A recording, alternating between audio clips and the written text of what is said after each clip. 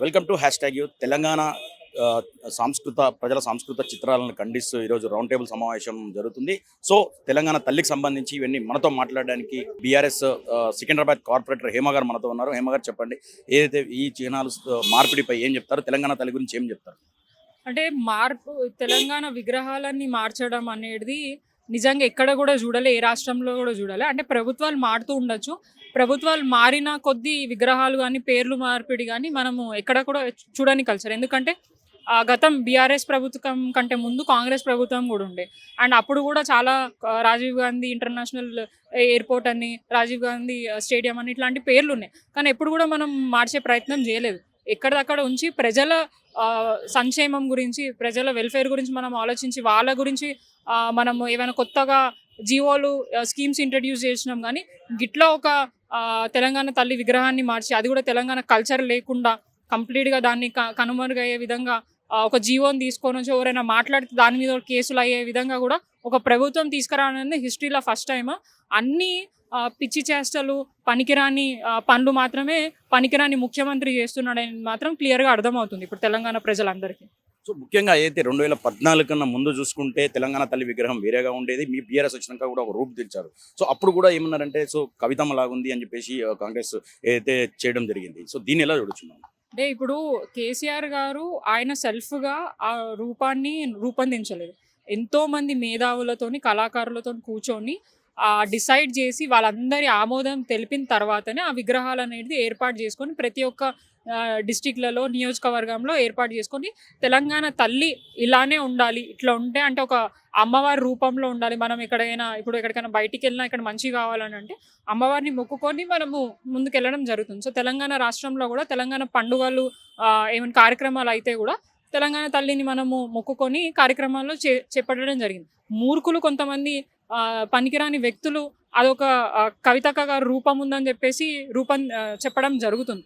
So అది గూడా అంటే వాళ్ళు వాంటెడ్‌గా అట్లాంటి ఎలిగేషన్స్, అట్లాంటి కమెంట్స్ చేసిండ్రు. మరి అట్లాంటి ఇప్పుడు గూడా వారు పెట్టిన రూపంలో వాళ్ళ భార్య రూపం కనిపిస్తుంది. వాళ్ళ బిడ్డ ఫీచర్స్ కనిపిస్తున్నాయి.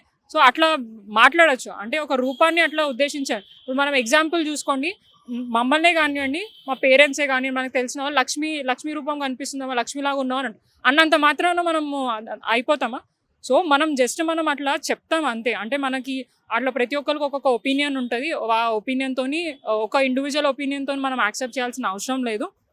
అందరి ఒపీనియన్స్‌ని మనం యాక్సెప్ట్ చేయాలి.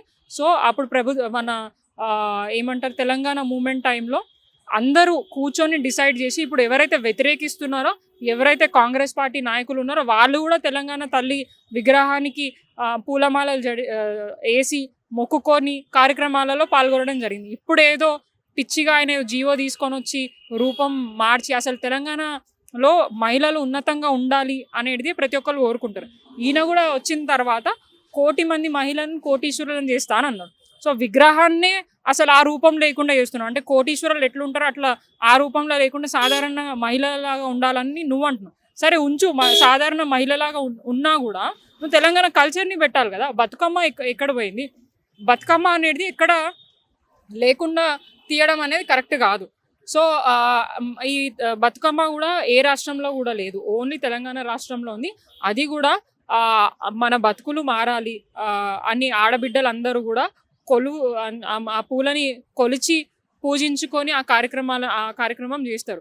వాస్తవానికి ఒకప్పుడు బీఆర్ఎస్ ప్రభుత్వం, టీఆర్ఎస్ ప్రభుత్వం రాకముందు ఈ బతుకమ్మ ఊర్లలోకే పరిమితం అయ్యేది. మేము కూడా ఆ పండుగ అయినప్పుడు ఊర్లలోకి పోయి సెలబ్రేట్ చేసుకున్నాం. కానీ బీఆర్ఎస్ ప్రభుత్వం వచ్చిన తర్వాత కవిత గారి నేతృత్వంలో కేవలం ఇక్కడ తెలంగాణ హైదరాబాద్‌లోనే కాకుండా యావత్ భారతదేశాలలో, వేరే దేశాలలో కూడా ఈ కల్చర్‌ని అడాప్ట్ చేసుకొని దాన్ని వాళ్ళు ఫెస్టివల్‌గా వేరే దేశాలలో కూడా దాన్ని వెల్కమ్ చేస్తున్నారు. కానీ ఇక్కడున్న కాంగ్రెస్ పార్టీ నాయకులు మాత్రం దాన్ని వ్యతిరేకిస్తూ ఎవరు ఆడరు. ఓన్లీ అగ్రకులానికి సంబంధించిన వాళ్ళే ఆడతారు. పిచ్చోళ్ళు మాట్లాడతారు. మేబీ వాళ్ళ భార్య అంటే బిలో వేరే క్యాస్ట్ ఉండొచ్చు. సో ఆమె ఆడకపోతే మేము ఆడము, వేరే వాళ్ళు ఆడతారు అని అంటారు. అది కులానికి, మతానికి, వ్యక్తికి సంబంధించింది కాదు. ఒక మహిళకి సంబంధించింది. అదొక ఫెస్టివల్. ఇప్పుడు బోనాలైనా కానీ, దసరా పండుగ కానీ అందరూ ఏమంటారు వినాయక చవితి కానీ కొన్ని పండగలు అన్ని మతాల వాళ్ళు కూడా కొంతమంది సెలబ్రేట్ చేసుకుంటారు. సో ఇది ఒక పర్సన్‌కి, ఒక వ్యక్తికి, ఒక వర్గానికి సంబంధించింది కాదు, అన్ని వర్గాల వారికి సంబంధించిందే. అండ్ అది పూజిస్తే మనకు మంచి అవుతుంది తప్ప, అదే ఒక కార్యక్రమంలాగా తీసుకోకుండా అదొక ఏమంటారు, మన బతుకులు మార్చే విధంగా బతుకమ్మని మనం ఎప్పుడు కొలుచుకుంటాం కాబట్టి, అట్లా మనం ప్రతి ఒక్కళ్ళు ఇప్పుడు చాలామంది మైనారిటీస్ గూడా బతుకమ్మ కార్యక్రమాలలో పాల్గొంటారు. సో, ఆళ్ళు కేవలం హిందూసే కాదు, అన్ని వర్గాల వాళ్ళు ఆ ఫెస్టివల్‌లో, ఒక ఫ్లవర్ ఫెస్టివల్‌లో డెఫినిట్‌గా పాల్గొంటారు. దానిని కనిపియకుండా తీసేసి, దానికి జీవోలిచ్చి ఎవరైనా మాట్లాడితే దాని మీద కేసులు పెడతాం. సో, అసలు రాష్ట్రంలో ఎన్నో ఇన్సిడెంట్స్ జరుగుతున్నాయి. ఆ ఇన్సిడెంట్స్ మీద జీవోలు తీసుకురా, అట్లాంటి ఇన్సిడెంట్స్ కాకుండా జీవోలేమన్నా చేస్తే బావుంటుండే గానీ, గిట్లాంటి పనికిరాని జీవోలు తీసుకొచ్చి ప్రజల మీద రుద్ది, ప్రజల దగ్గర నుంచి వ్యతిరేకత ఎందుకు కూడగొట్టుకుంటున్నో అర్థం అవ్వట్లేదు. సో ప్రజలకు ఏదైతే కాంగ్రెస్ ప్రభుత్వం 6 గ్యారంటీలు ఇచ్చిందో 6 గ్యారంటీలు అమలు అవుతున్నాయని చెప్పేసి ఏదైతే సంబరాలు కూడా జరుపుకొని తెలంగాణ తల్లి విగ్రహం ఏర్పాటు చేశారు. సో ఏం మార్పులు ఏమున్నాయి తెలంగాణ తల్లి విగ్రహంలో అప్పటికి ఇప్పటికి అంటే ఏం చెప్తారు ముఖ్యంగా? ఇప్పుడు ఆయన 420 హామీస్ ఇచ్చిండు. 420 సీఎం 420 హామీస్ ఇచ్చిండు. అవి ఇప్పుడు దాకా కూడా ఇంప్లిమెంట్ చేయలే. అండ్ మెయిన్‌గా 6 గ్యారంటీస్ మీదనే రాష్ట్రంలో 1 ఇయర్ నుంచి నడుస్తుంది. సో, ఆయన 100 రోజులు ఎవ్వరు కూడా ఆయనని రాంగానే నువ్వు చేయాలని అడగలే. ఆయననే ఎలక్షన్ క్యాంపెయినింగ్ టైంలో నేను ప్రభుత్వం ఏర్పాటైన 100 రోజుల్లో ఖచ్చితంగా 6 గ్యారంటీలు ఇంప్లిమెంట్ చేస్తా. ముఖ్యంగా మహిళలకు చేస్తా అది ఇది అని చెప్పేసి ఎన్నో పథకాలను తీసుకొనొచ్చిండు. దాంట్లో అన్ని గ్యారంటీలు ఉన్న అర గ్యారంటీ ఆయన ఇంప్లిమెంట్ చేసి, నేను ఏదో చేసినా అని చెప్పేసి మొన్న ఏడాది సెలబ్రేషన్స్ చేసుకున్నారు వారం రోజుల పాటు. సోనియా గాంధీ బర్త్‌డే రోజు ఆ విగ్రహాన్ని ఏర్పాటు చేసుకోవడం జరుగుతుంది. అండ్ ఆయన కూడా గిఫ్ట్ ఇచ్చినాం మేము. సో, అక్కడ తెలంగాణ కల్చర్ గానివ్వండి, తెలంగాణ ప్రజల సెంటిమెంట్ గాని ఎక్కడ కనిపియట్లే. వాళ్ళ అధిష్టానాన్ని ఇంప్రెస్ చేసుకోవడానికి, ఆయన సీటు పోకుండా కాపాడుకోవడానికి ఇవన్నీ టాక్టిక్స్ చేస్తున్నాడనేది మాత్రం ప్రతి ఒక్కరికి అర్థమవుతుంది. సో, దాంట్లో భాగంగానే ఈ సెలబ్రేషన్స్ అండ్ ఆయన 1 ఇయర్ సెలబ్రేషన్స్‌లో ఏ వేదిక మీద అయినా కూడా నేను ఇవన్నీ గొప్ప పనులు చేసిన అని చెప్పి ఎక్కడైనా గట్టిగా చెప్పగలిగిరా?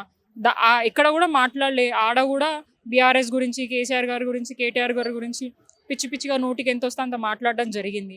సో, ఆయన చేసిన డెవలప్‌మెంట్ ఏం లేదు. అండ్ ఉల్టా ప్రజలు ఎక్కడైనా అడుగుతారేమో అని చెప్పేసి ఇట్లాంటి డైవర్షన్ పాలిటిక్స్ చేసుకుంటా ఏడాది కాలాన్ని గడిపిండ్రు. అండ్ రానున్న రోజుల్లో కూడా ఇప్పుడు ఏవేవో మళ్ళీ కేసులు అని చెప్పేసి అవన్నీ ఏవేవో అంటే అసలు పనికిరాని విషయాలు మాత్రమే తెలంగాణ ప్రజలకి చేసే ప్రయత్నం చేస్తున్నాడు గానీ, ఒక్కడు కూడా ఇప్పుడు ప్రజలకి మంచి చేసే విషయం కూడా ఆయన చేయలేదు. అండ్ గత ప్రభుత్వంలో జరిగిన స్కీమ్స్‌ని కూడా ఆయన ముందుకు పోనీయకుండా ఆపేసి, అంటే వాళ్ళ గుర్తులు ఏవి లేకుండా తెలంగాణలో కేసీఆర్ గారి డెవలప్‌మెంట్ ఏం లేకుండా, వాళ్ళ పేరు లేకుండా తీర్చాలని చెప్పి అంటే తీర్చేయాలని చెప్పి ఆయన చూస్తున్నాడు. కానీ పొద్దున్న లేస్తే రాత్రి పండుకున్నా కూడా నిద్రలో కూడా కేసీఆర్ గారి పేరు తలుచుకుంటే ఆయన దినం గడవదు. అండ్ మాకంటే ఎక్కువ ఆయన తలుచుకుంటున్నాడు కేసీఆర్ గారిని. సో, ఆయన హిస్టరీని చెరపాలని ప్రయత్నం చేస్తున్నాడు. నువ్వు పేర్లు చెరపొచ్చేమో తెలంగాణ ప్రజల దీంట్లో గానీ, ఆయన గుండెల్లో ఉన్నాడు. హిస్టరీలో ఖచ్చితంగా మిగిలిపోతాడు. అంటే కేసీఆర్ గారు డెఫినెట్‌గా హిస్టరీలో ఏమంటారు, ఒక మంచి లీడర్‌లా ఉండిపోయే వ్యక్తి ఆయన. సో, ఆయన అస్తిత్వాన్ని చెరపాలనే ప్రయత్నం చేస్తే తెలంగాణ ప్రజలు ఎవరు యాక్సెప్ట్ చేయరు. అండ్ ఫస్ట్ పాలిటిక్స్ వదిలేసి ఓన్లీ పాలిటిక్స్ అనేది ఎలక్షన్స్ టైంలో మాత్రమే మనము చూపించాలి. ఇప్పుడు నీకు 5 ఇయర్స్ టర్మ్ ఇచ్చిండ్రు. ఆ టైంలో నువ్వు ఏం చేయాలి, ప్రజలకు ఏవైతే హామీలు ఇచ్చినావో దాన్ని ఇంప్రూవ్ చేయడానికి రెవెన్యూని ఎట్లా తీసుకురావాలా, ఇక్కడికి వచ్చే ఇన్వెస్ట్మెంట్స్ అన్నీ కూడా ఇప్పుడు వేరే రాష్ట్రాలకు పోతున్నాయి. అక్కడ ఏపీకి పోతాయి, చెన్నైకి పోతాయి, కర్ణాటకకు పోతాయి. కానీ ఇక్కడ అంటే అప్పుడు బీఆర్ఎస్ ప్రభుత్వం ఉన్నప్పుడు కేటీఆర్ గారు ఎన్నో ఇన్వెస్ట్మెంట్స్ తీసుకొచ్చారు. ఇప్పుడు అది ఉత్తగానే వేరే రాష్ట్రాలకు వెళ్ళిపోతున్నాయి. దాన్ని పట్టించుకోకుండా ఇట్లాంటి పనికిరాని పనులు చేస్తే మాత్రం ప్రజలు యాక్సెప్ట్ చేయడానికి రెడీగా లేరు. ముందు ఏదైతే మీ బీఆర్ఎస్ ప్రభుత్వం మళ్ళీ ఏదైతే ప్రభుత్వంలో ఏర్పడితే ఈ తెలంగాణ తల్లి విగ్రహం మార్పులు చేర్పులు ఏమైనా తీసేసే ఛాన్స్ ఉందంటారా? డెఫినెట్‌గా మా వాళ్ళు ఆల్రెడీ చెప్పినారు. ఎందుకంటే ఇవి ఒక్క బీఆర్ఎస్ పార్టీకి సంబంధించిన తెలంగాణ తల్లి కాదు. అన్ని వర్గాలకి ఇప్పుడు కాంగ్రెస్ పార్టీ నాయకులు కూడా కొంతమంది దీన్ని వ్యతిరేకిస్తారు. కానీ వాళ్ళు బయటికి ఓపెన్‌గా మాట్లాడలేకపోతున్నారు. ఎందుకంటే ఆ రూపం ఎవరికీ కూడా యాక్సెప్ట్ చేసే విధంగా లేదు. సో, అట్లా డెఫినెట్‌గా రేపటి రోజున బీఆర్ఎస్ మళ్ళీ ప్రభుత్వం వచ్చిన తర్వాత మేము ఏదైతే చర్యలు ఆయన చేంజ్ చేసినానో అవన్నీ కూడా మేము చేంజ్ చేస్తాం. అదే తెలంగాణ తల్లి రూపంని ఇస్తాం. అండ్ ఏదైతే అసలు అవసరం లేని రాజీవ్ గాంధీ స్టాచ్యూని పెట్టినాడో అది కూడా తీసి ఎక్కడ రెస్పెక్ట్‌ఫుల్‌గా వాళ్ళ దగ్గర పంపించాలో అవన్నీ కూడా మేము చేసే ప్రయత్నం చేస్తాం. అండ్ మా కేటీఆర్ గారు అన్నట్టు ఇప్పుడు దాకా మాకెప్పుడు కూడా పేర్లు మార్చే ఆలోచన లేదు. ఆ రాజీవ్ గాంధీ ఇంటర్నేషనల్ ఎయిర్పోర్ట్ పేరు ఏదైతుందో అది కూడా డెఫినెట్‌గా పేరు మార్చేసి వాళ్ళకి రిటర్న్ గిఫ్ట్ ఇవ్వడానికి రెడీగా ఉన్నాం. సో చివరిగా ఏదైతే అల్లు అర్జున్ అరెస్ట్కి సంబంధించి చూసుకుంటే నిన్న ఏదైతే రేవంత్ రెడ్డి ఢిల్లీలో ఏదో చిట్చాట్లో చట్టం తన పని తను చేసుకుంటూ పోతుంది అని అన్నారు. సో ఎలా చూడొచ్చు మనం ఈ అల్లు అర్జున్ అరెస్ట్ విషయం చూసుకుంటే? ఇప్పుడు చట్టము అందరికీ చుట్టం కాదు అండ్ అందరికి ఒకటే ఈక్వల్ అని అన్నప్పుడు ఫస్ట్ అరెస్ట్ చేయాల్సింది రేవంత్ రెడ్డి గారి వాళ్ళ బ్రదర్స్ని. ఎందుకంటే రాష్ట్రంలో వాళ్ళ బ్రదర్స్ తోటి అండ్ ఆయన చేసిన పనులతోని ఎంతోమంది ప్రజల ప్రాణాలు పోయినాయి. అండ్ అల్లు అర్జున్ గారు సంబంధం లేదు. ఆయన అంటాడు డైరెక్ట్గా వచ్చి ఆయన అంటే మూవీ చూసిపోతే అయిపోతుండే, హాయ్ బాయ్లు చెప్పొద్దు అది ఇది అని. కానీ ఇదే incident in case Revanth Reddy గారి సభ కానీ ఏదన్నా ర్యాలీలో జరిగితే రేవంత్ రెడ్డి గారి మీద కేసు అవుతుందా? సింపుల్గా ఒకళ్ళిద్దరు ఆఫీసర్స్ని సస్పెండ్ చేస్తారు, లేదంటే పబ్లిక్ మీద ఈ ఇష్యూని డైవర్ట్ చేసేస్తారు. సో ఏందనంటే చట్టము ఓన్లీ కాంగ్రెస్ పార్టీకే రిలేషన్ లాగా అనిపిస్తుంది. పోలీస్ డిపార్ట్మెంట్ కూడా పర్మిషన్లు తీసుకున్నాక కూడా వాళ్ళు కంట్రోల్ చేయలేక వాళ్ళు చేతులు ఎత్తేసి దాన్ని థియేటర్ యాజమాన్యం మీద అల్లు అర్జున్ గారి మీద వేయడం అనేది కరెక్ట్ కాదు. ఎవరైతే రేవతి గారు చనిపోయారో నిజంగా అది ప్రతి ఒక్కరికి బాధ కలిగించే విషయం.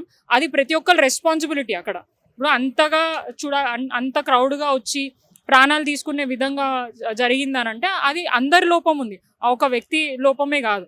అట్లా అంటే ఇది ఫస్ట్ టైం కాదు కదా అల్లు అర్జున్ గారు సంధ్యా థియేటర్కి రావడం. అంటే ఎంతోమంది ఫిలిం యాక్టర్స్ అక్కడికి వస్తారు, సినిమా చూస్తారు, వాళ్ళు ప్రమోషన్స్ చేస్తారు, పోతారు. ఇక వాళ్ళ ఎక్సైట్మెంట్, వాళ్ళ క్రేజీనెస్తోని అట్లా చేసుకుంటే ఆయన మోరోవర్ ఆయన బయట ఉన్నప్పుడు కాదు, లోపలికి వెళ్ళిన తర్వాత ఇన్సిడెంట్ జరిగింది. అండ్ ఈ ఇన్సిడెంట్ తెలిసిన ఎంబటే ఆయన రెస్పాండ్ అయ్యి వాళ్ళ ఫ్యామిలీని ఆదుకుంటాం. అవును, వాస్తవానికి ఆ ఫ్యామిలీ లైఫ్ని మనం తీసుకురాలేం, కానీ వాళ్ళకి జరిగింది అన్యాయమే. డెఫినెట్గా ఫ్యూచర్లో వాళ్ళని ఆదుకుంటామని చెప్పేసి ఆయన స్టేట్మెంట్ ఇవ్వడం జరిగింది. అండ్ ఆయన చేస్తున్నాడు కూడా. కానీ ప్రభుత్వంలో నువ్వు ఉన్నావు, ఆ ఇన్సిడెంట్ జరిగినప్పుడు ఇప్పటిదాకా నువ్వు రెస్పాండ్ కాలే. నిన్న వాళ్ళు అల్లు అర్జున్ అరెస్ట్ చేసిరు, మరి దాని గురించి రెస్పాండ్ అంటే దానికి నాకేం సంబంధం లేదంటావు. మరి సంబంధం అది లేకపోయినా ఒక బాధితురాలు చనిపోయినప్పుడు నువ్వు ఒక ప్రభుత్వంలో ఉన్నప్పుడు వాళ్ళకి మేము ఆదుకుంటాం, ఆ క్రౌడ్లో ఇట్లా అయింది కదా అని చెప్పేసి ఆయన బాధ్యతగా ఆయన ఇచ్చిండు, నువ్వు కూడా చెప్పాలి కదా. అదే కాకుండా వీళ్ళ బ్రదర్స్ తోటి ఒక సర్పంచ్ సూసైడ్ నోట్ రాసి చనిపోవడం జరిగింది. అది పోలీస్ డిపార్ట్మెంట్కి ఇచ్చిండ్రు అండ్ వాళ్ళ ఫ్యామిలీ మెంబర్స్ కూడా చెప్పారు. దాన్ని కూడా ఇన్వెస్టిగేషన్ చేయకుండా వాళ్ళ బ్రదర్స్ హస్తం ఉందని చెప్పేసి దాన్ని బయటికి రానియకుండా చేసారు. అట్లా ఇంకెన్నో హైడ్రా పేరుతోని ప్రజలను ఇబ్బంది పెట్టి వాళ్ళకి హార్ట్ స్ట్రోక్స్ వచ్చి చనిపోయారు. అండ్ గురుకులాలలో 49 మంది పిల్లలు పాయిజన్ ఫుడ్ తిని చనిపోవడం జరిగింది. ఇదంతా ప్రభుత్వ బాధ్యతే కదా. సో ఇప్పుడు నువ్వు ఒక ముఖ్యమంత్రి and home minister, law and order ఒకవేళ డిస్టర్బ్ ఉంది అని అంటే నీ బాధ్యత. గత ప్రభుత్వంలో ఏదైనా చిన్న ఇన్సిడెంట్ జరిగినా కూడా ప్రభుత్వం తప్పేది, ప్రభుత్వంకే ఆపాదించినావు. మరి నువ్వు ప్రభుత్వంలో ఉన్నావు, ఇట్లాంటి ఇన్సిడెంట్స్ జరిగినప్పుడు నువ్వు యాక్సెప్ట్ చేయాలా? అట్లాంటివి ఏమైనా తప్పులు జరిగితే సరిదిద్దుకునే ప్రయత్నం చేయాలా? లా అండ్ ఆర్డర్ని కంప్లీట్గా అసలు ముఖ్యమంత్రి ఆయననే వరస్ట్గా మాట్లాడతాడు, ప్రజలని రెచ్చగొట్టే వ్యాఖ్యలు చేస్తాడు, కొట్టాలంటాడు, సంపాలంటాడు. ఇవన్నీ ఆయన మాట్లాడుతూ ప్రజల్ని కంట్రోల్గా ఉండమంటే ఎట్లా జరుగుతుంది? ఆయన సొంత నియోజకవర్గంలోనే లగచర్లలో ప్రజలు తిరగబడ్డారంటే దానికి ఎవరు కారణం? నువ్వే కదా, నీ మాట తీరే కదా. నువ్వే కంట్రోల్గా ఉండి అడ్మినిస్ట్రేషన్ ప్రాపర్గా నడిపించి ఉంటే ఇప్పుడు రాష్ట్రంలో ఇన్ని అరాచకాలు జరగకపోతుండే. ఆయన వైఖరి ఎట్లుందో ఆయన కింది స్థాయి అడ్మినిస్ట్రేషన్ కూడా అట్లనే ఉంది. కాబట్టి ప్రజలు వాళ్ళని యాక్సెప్ట్ చేయలేక తిరగబడే ప్రయత్నం చేస్తున్నారు. ఇన్ని ప్రభుత్వాలు వచ్చినాయి కూడా ఎప్పుడు కూడా ఒక కార్యక్రమం చేసినప్పుడు ఖచ్చితంగా వ్యతిరేకత వస్తుంది, కానీ ప్రజల యాక్సెప్టెన్స్ తీసుకొని చేయాలి. మేము కూడా ఎన్నో డెవలప్మెంట్స్ చేసినాం. ఒక డెవలప్మెంట్ చేసినప్పుడు ల్యాండ్ ఎక్విజిషన్, కానీ ఇంత ఘోరంగా ఎక్కడ చూడలే.